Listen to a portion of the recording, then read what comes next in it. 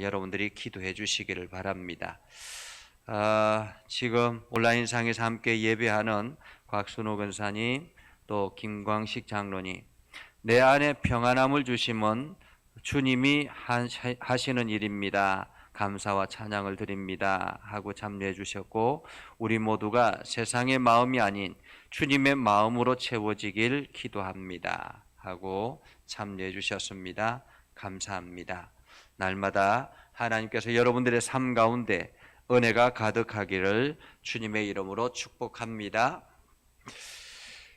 가브나움 시골 마을에 회당에 사람들이 몰려오기 시작했습니다.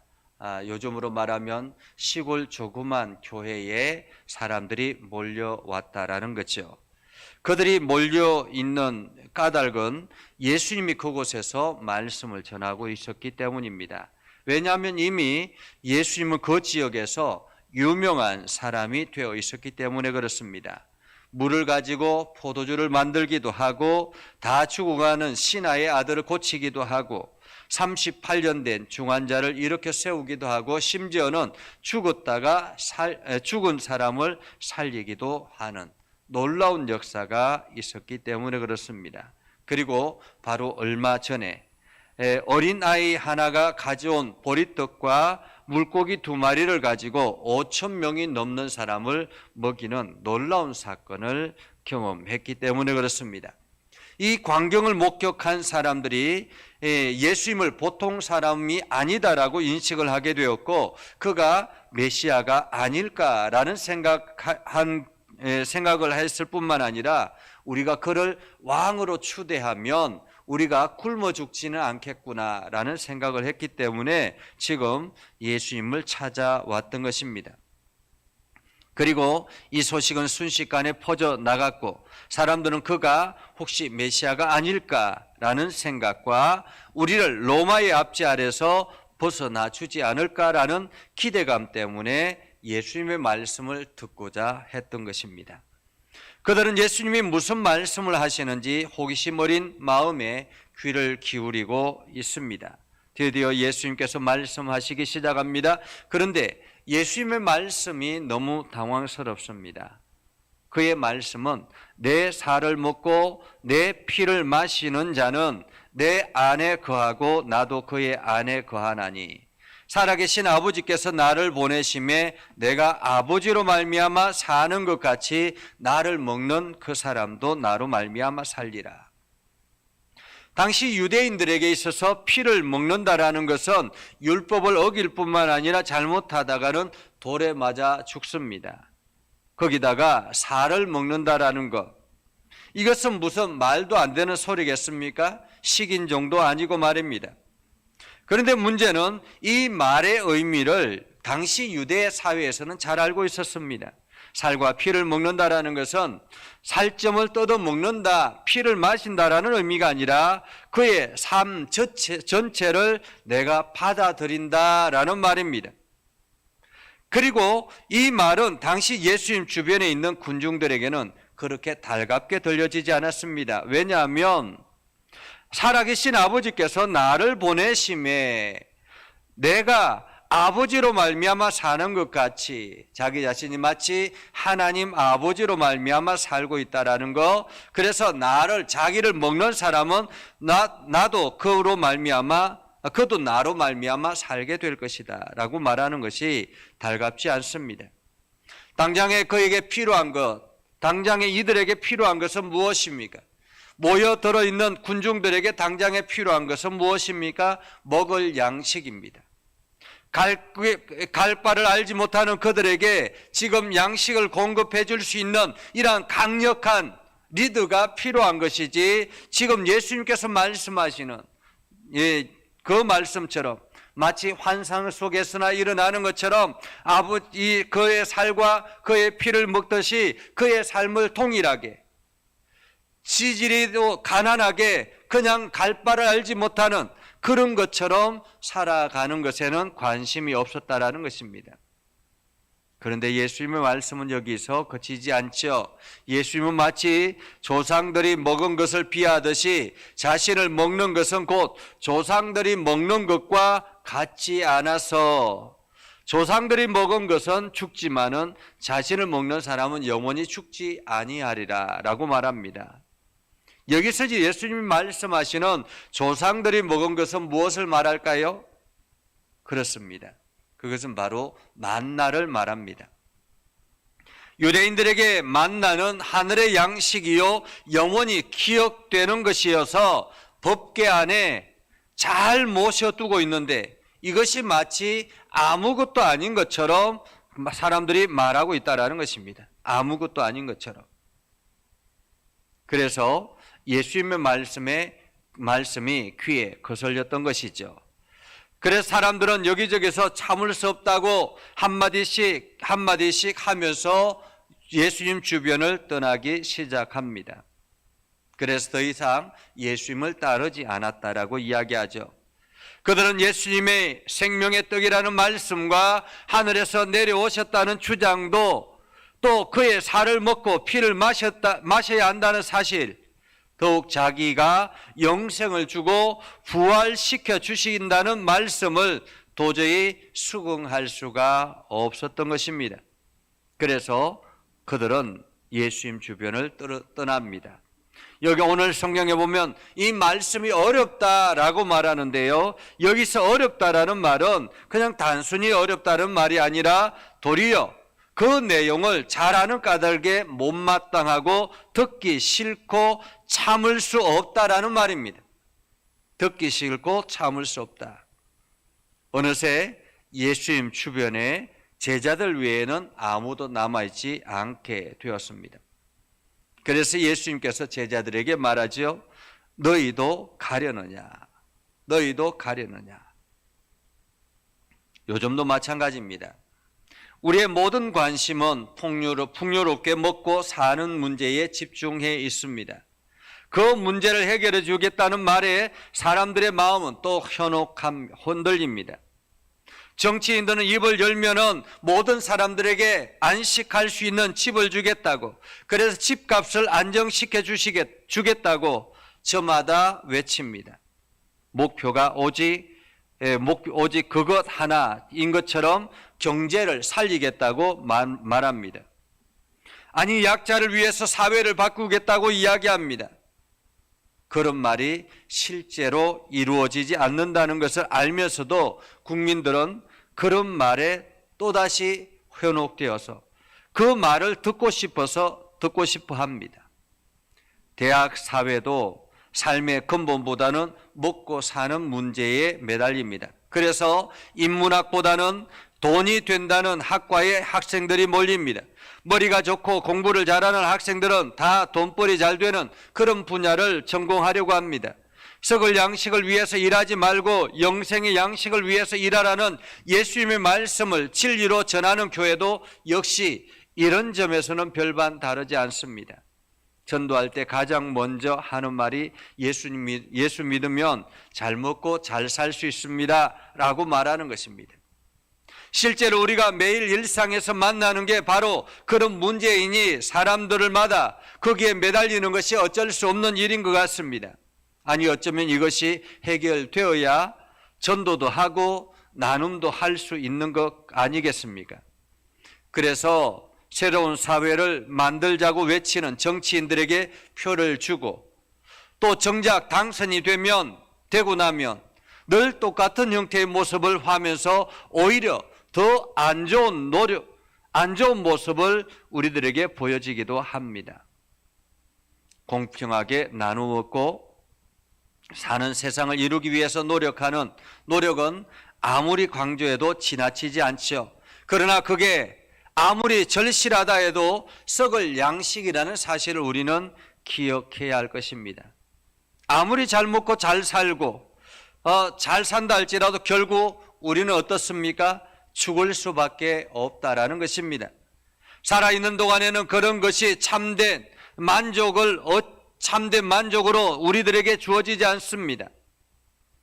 그래서 교회 목회자도 축복의 메시지를 전하고 신앙생활에 잘 먹고 잘 살 수 있다는 방법이라 외치기도 합니다.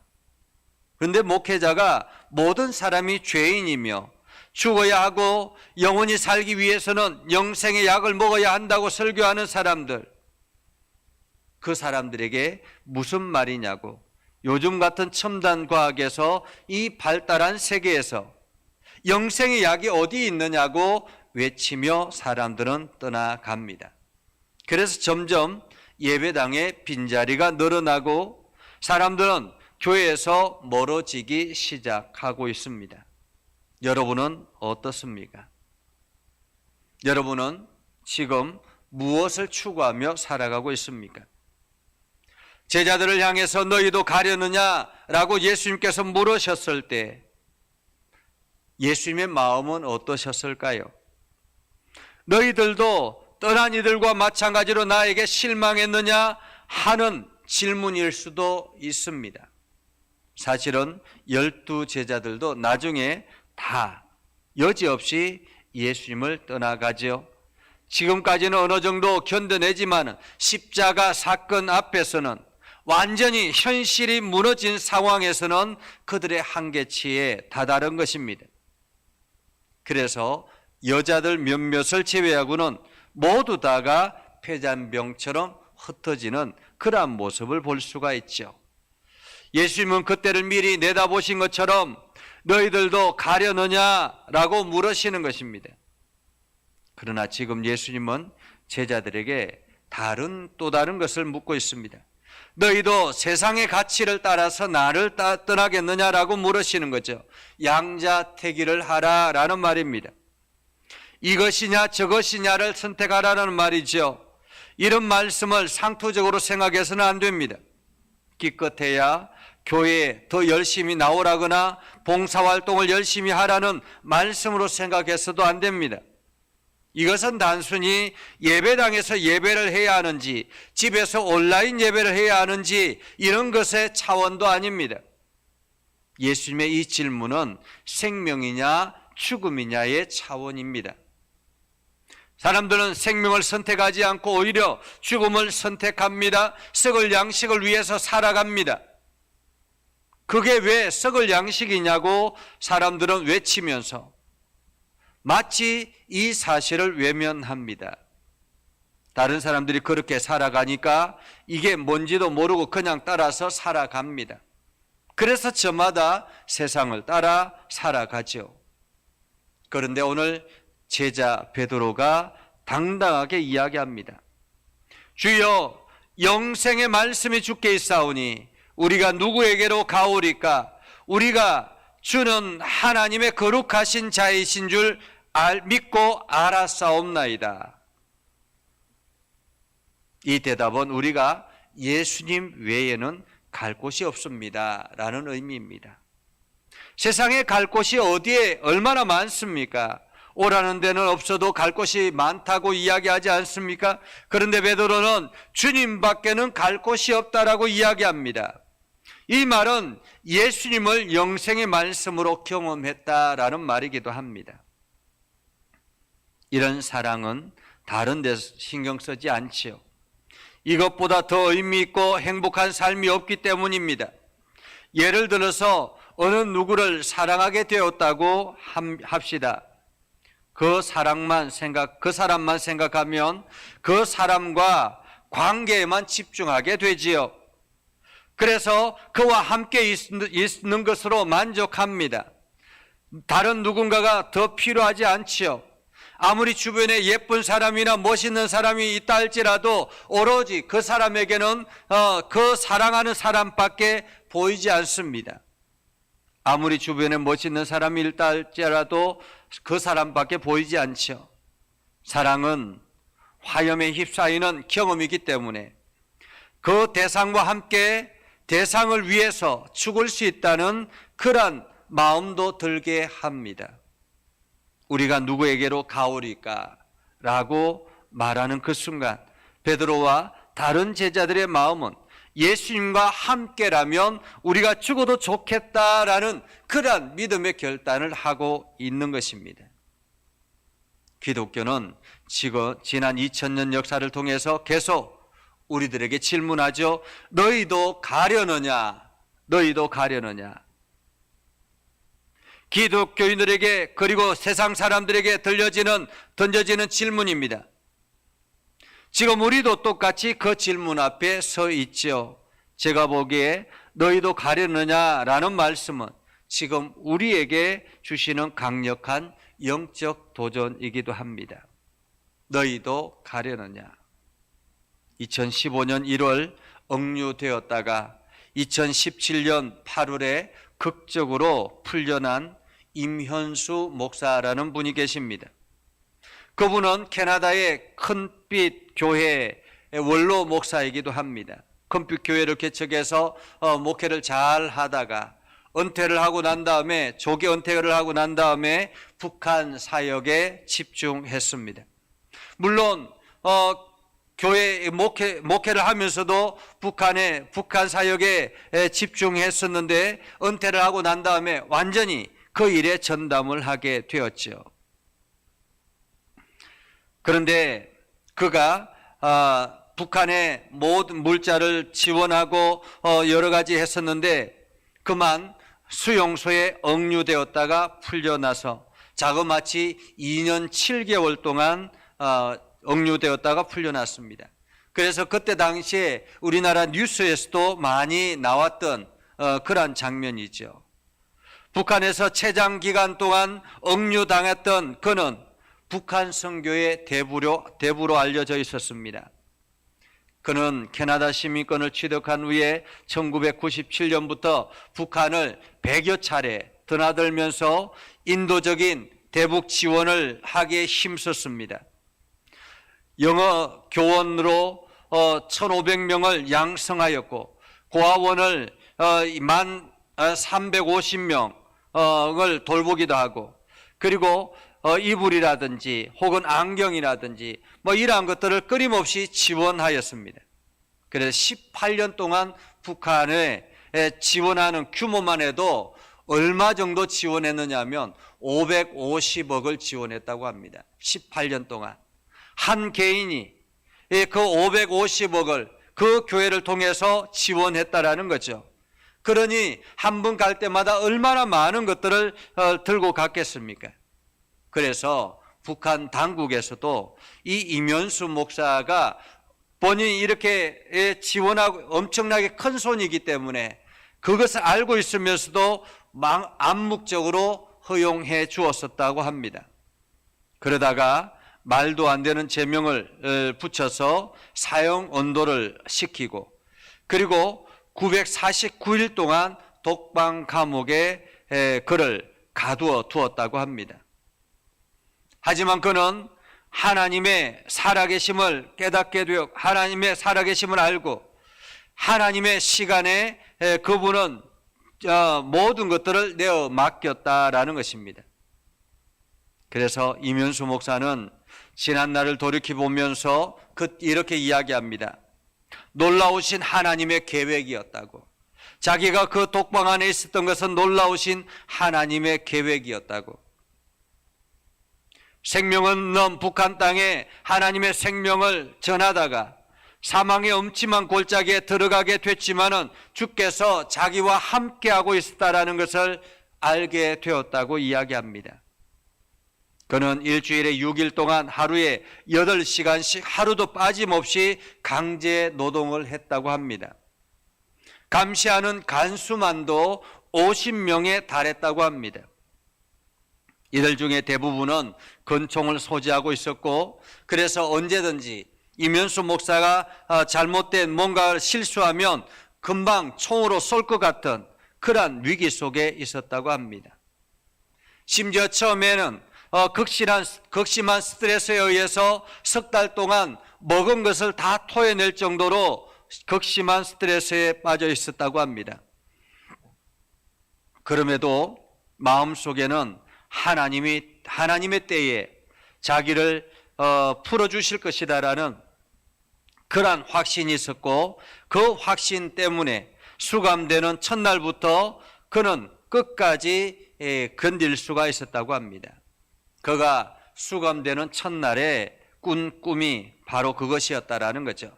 자기를 하나님께서 풀어내 주신다는 그러한 꿈을 꾸었다고 합니다. 그래서 그때처럼 간절하게 성경을 읽고 그 말씀을 붙들고 기도했던 적이 없었다고 합니다. 그래서 그는 노동교화소가 그야말로 그에게 있어서는 하나님께서 마련해 주신 수도원이었다고 생각을 했다고 합니다. 그 안에서 하나님은 은총의 표적도 보여주셨는데요, 죽이겠다고 총뿌리를 들이밀던 간수들이 변하기 시작했습니다. 한 조사관은 조사 과정에서 북한의 해커들을 통해서 전달받은 그 설교 내용, 이면수 목사의 설교 내용을 들으면 빠짐없이 다 들었다라는 거예요. 그리고 난 다음에 그 설교를 들으면서 하나님을 만났다라고 이야기합니다. 이런 모습을 보면서 하나님의 말씀이 살아서 역사하심을 몸소 체험했다고 하죠. 사랑하는 성도 여러분, 세상에 갈 곳이 많으신가요? 그래서 재미가 넘쳐나십니까? 그러나 그것은 다 삶의 과정에서 지나갈 뿐임을 우리는 기억해야 할 것입니다. 정현종 님이라는 분이 한 그루 나무와도 같은 꿈이란 제목의 시를 썼습니다. 그 시의 일부분은 이렇게 시작합니다. 꿈을 버리다니, 요새 내 꿈은 방이 많은 집 하나를 짓는 일이야.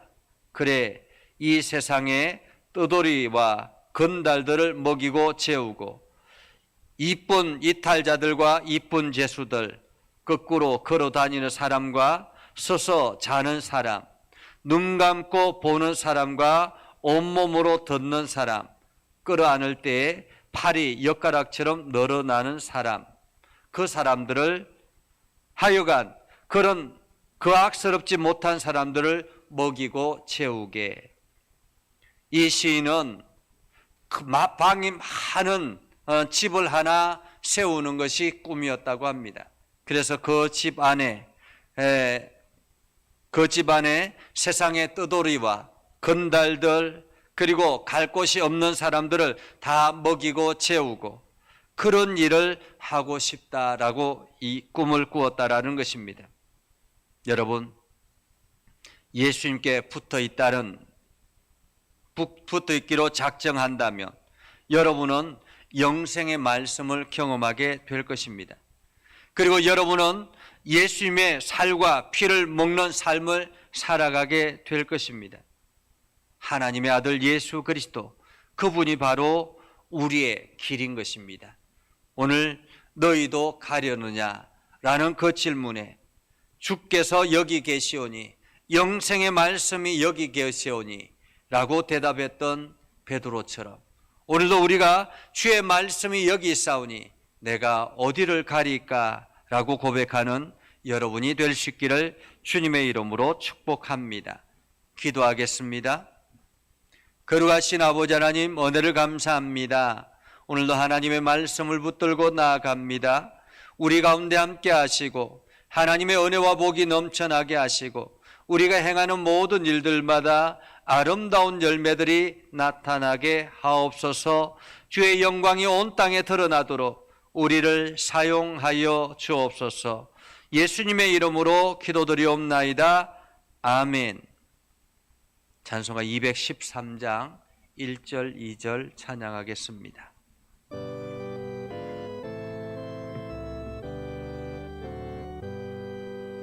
나의 생명 드리니 주여 받아 주셔서 세상 살아갈 동안 찬송하게 하소서.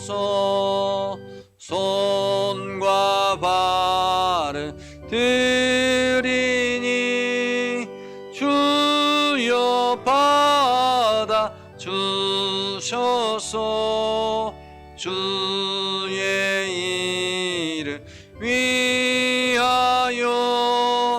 민첩하게 하소서. 아멘.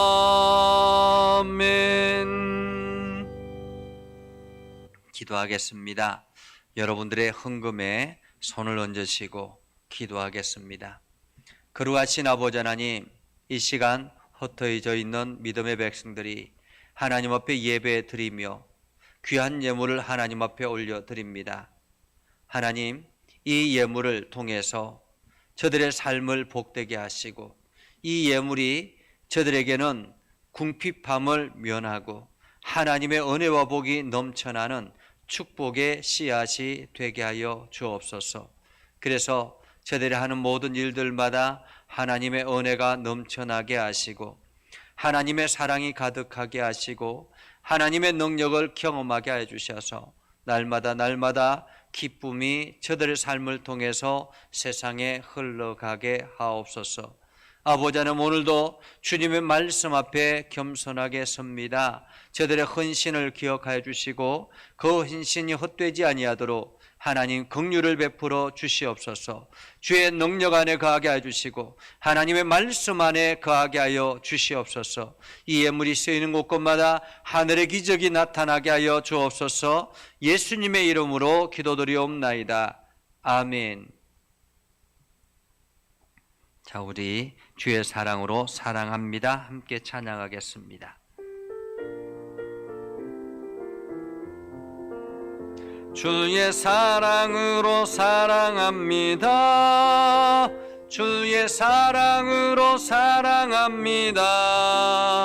형제 아내에서 주의 영광을 보내 주의 사랑으로 사랑합니다. 성령의 능력을 힘입어 예수 그리스도의 군병과 종으로 봉사와 선교의 사명을 다하기 위하여 세계 속으로 나아갈지어다. 이제는 우리 구주 예수 그리스도의 은혜와 하나님 아버지 극진하신 사랑과 성령님의 감화감동 역사 위로 교통하심의 은혜가 오늘도 주의 말씀 안에 있는 믿음의 백성들 위해 하는 모든 일들 위해 영원토록 함께 하옵시기를 간절히 축원하옵나이다. 아멘.